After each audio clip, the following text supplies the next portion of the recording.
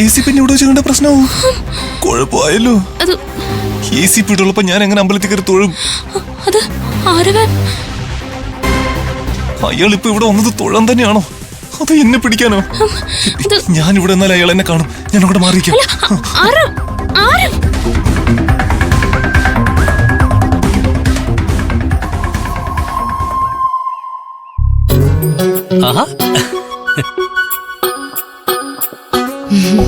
അല്ല, വൃന്ദ എന്താ രാവിലെ തന്നെ അമ്പലത്തില്? ഇത് പതിവുണ്ടോ അതോ എന്തെങ്കിലും വിശേഷമുണ്ടോ? ഞാനൊരു പൂജ നടത്താൻ വേണ്ടി വന്നതാ. അല്ല, ആരെയാ നോക്കുന്നേ? കൂടെ ആരെങ്കിലും വന്നിട്ടുണ്ടോ? ഇല്ല, ഞാൻ ഒറ്റയ്ക്ക് വന്നേ. ഓ, അല്ല, ഡ്രസ്സൊക്കെ ആകെ നനഞ്ഞിരിക്കുകയാണല്ലോ, എന്തുപറ്റി? അത് കുളിസ്ഥലത്ത് കയ്യും കാലും നനയ്ക്കാൻ ഇറങ്ങിയതാ. സ്ത്രീകൾ ഈറനായിട്ട് വന്ന് ഇവിടെ തൊഴുതാ ഇവിടുത്തെ ദേവി പ്രസാദിക്കുമെന്ന് പറഞ്ഞു.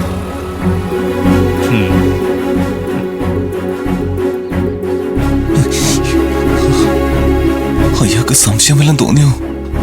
ഈ ക്ഷേത്രത്തില് സ്ത്രീകൾ അങ്ങനെ ചെയ്യുന്നത് അവരുടെ വിവാഹം പെട്ടെന്ന് നടക്കാനാണെന്ന് കേട്ടിട്ടുണ്ട്. വൃന്ദയുടെ വിവാഹം പെട്ടെന്ന് നടക്കാനാണോ ഈ പൂജ?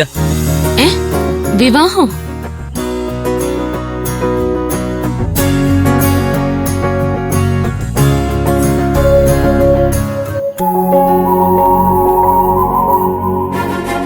വൃന്ദ ആകെ നനഞ്ഞിരിക്കുകയാണല്ലോ, വെള്ളം തന്ന പനി വരില്ലേ?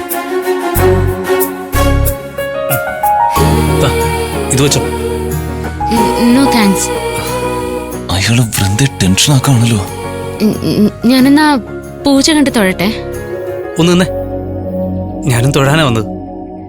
ഇന്ന് വൃന്ദയുടെ പൂജയല്ലേ, നമുക്ക് ഒരുമിച്ച് തൊഴാം. എന്റെ ദേവി, ആരവിന്റെ അമ്മയ്ക്ക് വേണ്ടിയുള്ള പൂജയാണല്ലോ. അവന് പകരം ഇയാളോടൊപ്പം തൊഴാനാണല്ലോ യോഗം. ആരവ് എവിടെ കാണുന്നില്ലല്ലോ. വൃന്ദ വരൂ, നമുക്ക് തൊഴുതിട്ട് വരാം.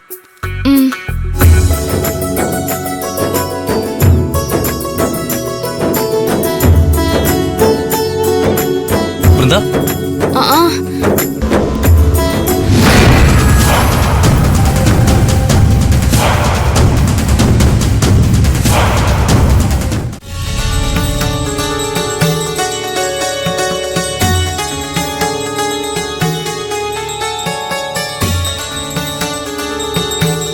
എന്റെ ദേവി, ഈ പൂജ ആരവിന്റെ അമ്മയ്ക്ക് വേണ്ടിയാ.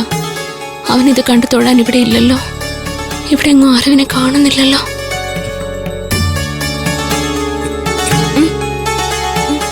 ഇത് തന്റെ പൂജയല്ലേ നടക്കുന്നത്? എന്നിട്ട് എവിടെയാ നോക്കി നിൽക്കുന്നത്? മനസ്സ് ഇവിടെയൊന്നും അല്ലല്ലേ? പ്രാർത്ഥിക്ക്.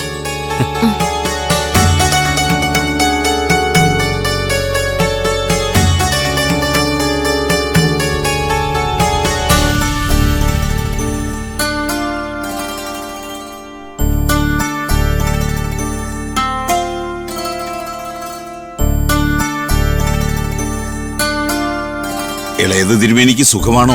മുത്തശ്ശ സുഖമായിട്ടിരിക്കുന്നു. ഇല്ലത്തേക്കൊന്നും പോകാറില്ലേ സർ? അവിടെ ഇപ്പോ പുതിയ വിശേഷങ്ങളൊന്നും ഇല്ല തിരുമേനി. എന്തെങ്കിലും ചടങ്ങുണ്ടെങ്കിലേ അവിടെ എല്ലാവരും ഒത്തുകൂടൂ. ഇല്ലത്തുനിന്ന് പൂജയ്ക്കായി സമയം കിട്ടുമ്പോ പോകാറുണ്ടോ? പഠിക്കുന്ന കാലത്ത് മുത്തശ്ശനോടൊപ്പം പോവായിരുന്നു. മുത്തശ്ശൻ പോയില്ലേ, ഞാൻ പിന്നീട് ഇല്ലത്തേക്ക് അധികം പോവാറില്ല. പഠിച്ച താന്ത്രികം കൈവിടരുത് സാർ. ശരിയെന്നാ. സാറ് ഇല്ലത്തെയാണല്ലേ? പേരിനങ്ങനെ പറയാം. ഇവിടെ വരാറുണ്ടോ? സമയം കിട്ടുമ്പോഴൊക്കെ വരാറുണ്ട്. അല്ല, പൂജ തന്റേതായിരുന്നില്ലേ? എന്നിട്ട് മുഖത്തൊരു സന്തോഷമില്ലാത്ത എന്തു പറ്റി? ഒന്നുമില്ല. എന്നാ ഇറങ്ങാം.